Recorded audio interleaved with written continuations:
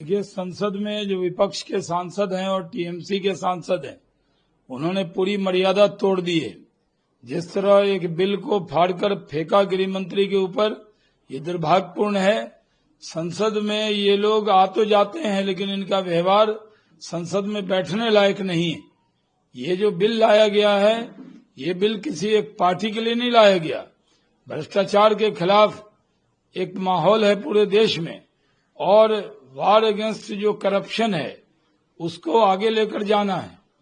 जो भ्रष्टाचारी होगा वो किसी पद के लायक नहीं होगा। अगर उस पर गंभीर आरोप होंगे तो वो किसी पद के लायक नहीं होगा।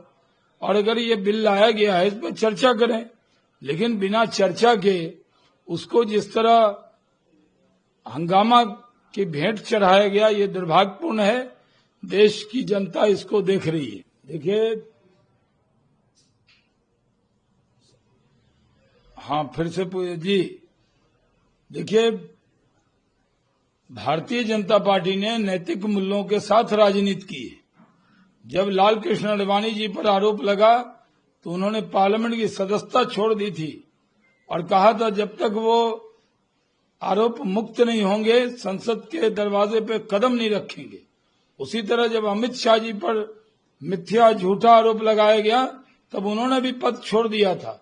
केसी वेणुगोपाल को और कांग्रेस के नेताओं को मालूम नहीं है कि हाई मॉरल ग्राउंड क्या होता है। हाई मॉरल ग्राउंड पे, नैतिकता पर भारतीय जनता पार्टी 100% खड़े उतरी है।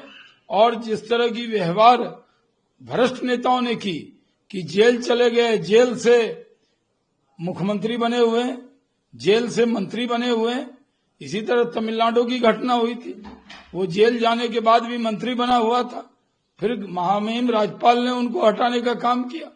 और इसके लिए जब बड़े पद पर बैठा व्यक्ति अगर गंभीर आरोप हो तो वो पद पर कैसे बैठा रह सकता है। इसके लिए अगर बिल आ रहा है तो इनको दिक्कत क्या हो रही है, क्योंकि जो विपक्ष के कई नेता हैं, जो कांग्रेस के नेता हैं, उसमें कई बेल पर हैं और इनको लगता है कि भ्रष्टाचार के लिए खिलाफ बात कीजिए तो ये अपने ऊपर भ्रष्टाचार की बात को ओढ़ लेते हैं। इनको लगता है कि अगर भ्रष्टाचार के खिलाफ कोई कानून बनेगा तो सबसे पहले यही शिकार हो जाएंगे। चोर के दाढ़ी में तिनका वाला बात है। देखिए, टीएमसी के नेता कुछ भी कहें, टीएमसी तो अखंड भ्रष्टाचार में डूबी हुई है। और सबसे ज्यादा टीएमसी थर क्यों कांप रही है, कांग्रेस के नेता क्यों कांप रहे हैं।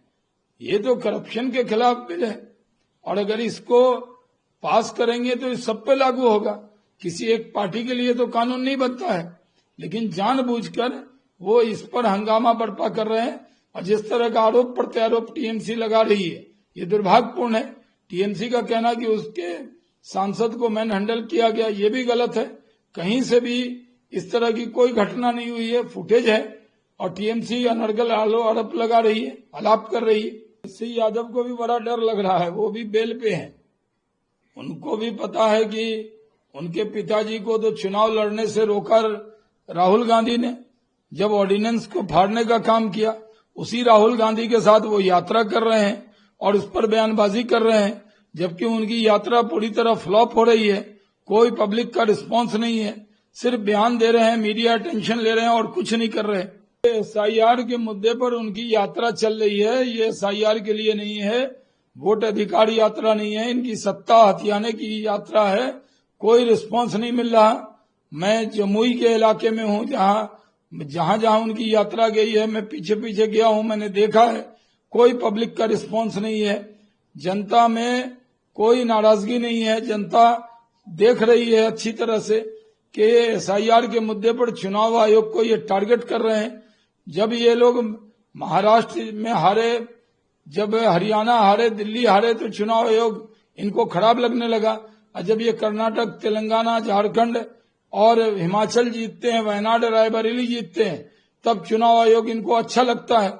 ये जानते हैं कि इस बार एनडीए एकजुट होकर बिहार में लड़ने वाला है, जीतने वाला है, 200 से ज्यादा सीट जीतने वाला है और महागठबंधन की महाहार होने वाली है। विपक्ष के नेता के दर्जा लायक भी इनको सीट मिलने वाली नहीं है। इसलिए एसआईआर के मुद्दे पर लोगों को गुमराह कर रहे हैं और बाद में हारने के बाद हार का ठिकरा ये लोग चुनाव आयोग पे थोपने वाले हैं। राहुल गांधी कोई भी फर्जी रिपोर्ट ले लेते हैं, कभी सीएसडीएस को आधार बना लेते हैं। उसने खुद ही माना है कि उनके डाटा में गड़बड़ी हुई, अब उनके आकलन में गड़बड़ी हुई। तो राहुल गांधी के पास कोई भी मुद्दा नहीं है, चोरी का मुद्दा होता है। इन लोगों को चोरी शब्द से बड़ा लगाव है, इसलिए वोट चोरी का इल्जाम लगा रहे हैं। कुछ होने वाला नहीं है। हम लोग अच्छी तरह जानते हैं कि राहुल गांधी के सारे आरोप अनर्गल हैं।